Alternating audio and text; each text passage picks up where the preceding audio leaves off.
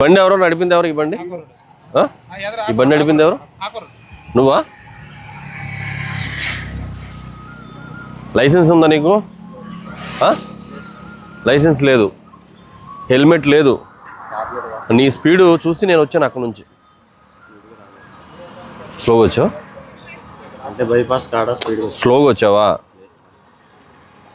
స్పీడ్గానే వచ్చా సార్. అది నిజం మాట్లాడాలా? ఎందుకు? నష్టం జరిగితే ఎవరికి జరుగుద్ది?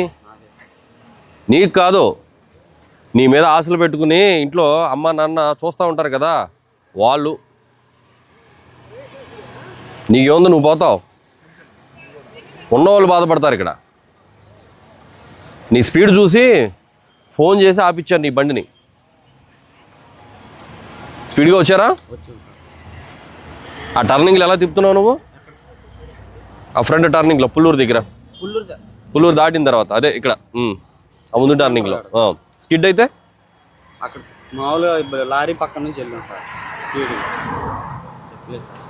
ఒక డ్రైవింగ్ లైసెన్స్ ఉండదు, ఒక హెల్మెట్ ఉండదు. బండి ఎవరిది ఇది? ఎవరి పేరు మీద ఉంది? ఇలాంటి బైకే కొన్నారా మీ డాడీ? ఏం చేస్తారు మీ డాడీ? ఈ బండి నీకెందుకు?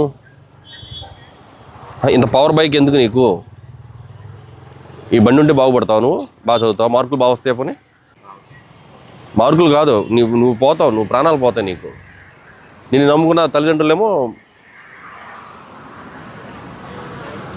అంత ఓవర్ స్పీడ్ వచ్చారు మీరు. ఆ బండి హ్యాండ్ ఓవర్ చేసుకోండి. ఆ బండి నెంబర్ ఉంది అసలు దీనికి వెనకాల? నెంబర్ ప్లేట్ కూడా లేదు. నువ్వేమన్నా గుద్దెళ్ళినా కానీ దిక్కు దివానం లేదు. పేరెంట్స్ వచ్చిన తర్వాత పంపిద్దాం. అబ్బాయి ఇంకో అబ్బాయిని ఎక్కించుకుని, ఇద్దరికి డ్రైవింగ్ లైసెన్స్ లేదు, బండికి నెంబర్ లేదు, హై స్పీడ్లో ఓవర్ స్పీడ్ చేసుకుంటూ టర్నింగ్ కొట్టుకుంటూ వస్తున్నారు వాళ్ళు. ఆ కుర్రోడు ఇంటర్మీడియట్ అయింది, మొన్న పరీక్షలు రాశాడు, రిజల్ట్ వస్తుంది కదా అని తల్లిదండ్రులు చూస్తూ ఉంటారు. ఇప్పుడు ఏదో జరగరాంది ఏదైనా జరిగితే అతని మీద ఆశలు పెట్టుకున్న తల్లిదండ్రులు ఏం కావాలా? బయటికి వెళ్ళిన కొడుకు, నా కొడుకు ఇంటికి వస్తాడు, అడిగి చక్కగా వేడివేడిగా అన్నం వండి పెట్టాలని చెప్పి చూస్తూ ఉంటుంది తల్లి అక్కడ.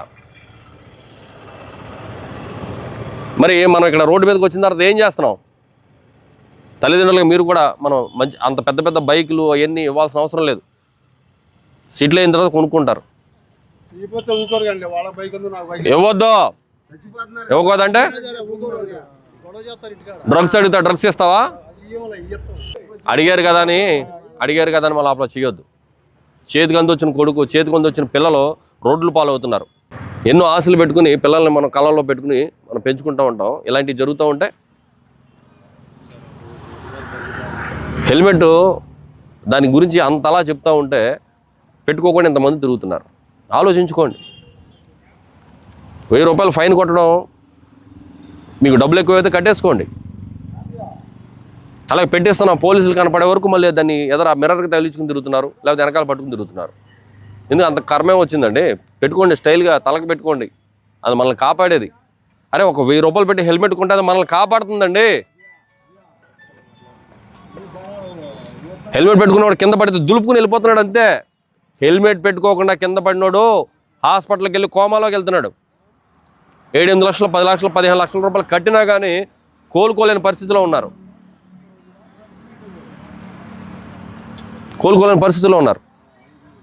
లక్షల రూపాయలు హాస్పిటల్లో కట్టుకుని రోజుల తరబడి, నెలల తరబడి ఉంటారా? ప్రాణాలు పోగొట్టుకుంటారా? లేకపోతే ఒక 1000 రూపాయలు పెట్టి ఒక మంచి హెల్మెట్ కొట్టుకుని దర్జాగా రోడ్డు మీద తిరుగుతారా? నిర్ణయించుకోండి. పెద్దాన్ని మిమ్మల్ని ఇబ్బంది పెట్టాలని కాదు, మీదైనా ప్రాణాలే రోడ్డు మీదకి వచ్చిన తర్వాత. అయ్యో వీళ్ళు రైతులు అని చెప్పేసి ఏ బండి ఆగదు నిన్ను చూసి. ఎవడైనా ఎవడ పని చేసుకుంటూ పోతాడంటే అంతే. కట్టండి, ఫైన్ అన్నా కట్టుకోండి, వీళ్ళకి హెల్మెట్ అన్నా కొనుక్కోమొచ్చాడు. మీకోసమే ఆ హెల్మెట్ పెట్టారా?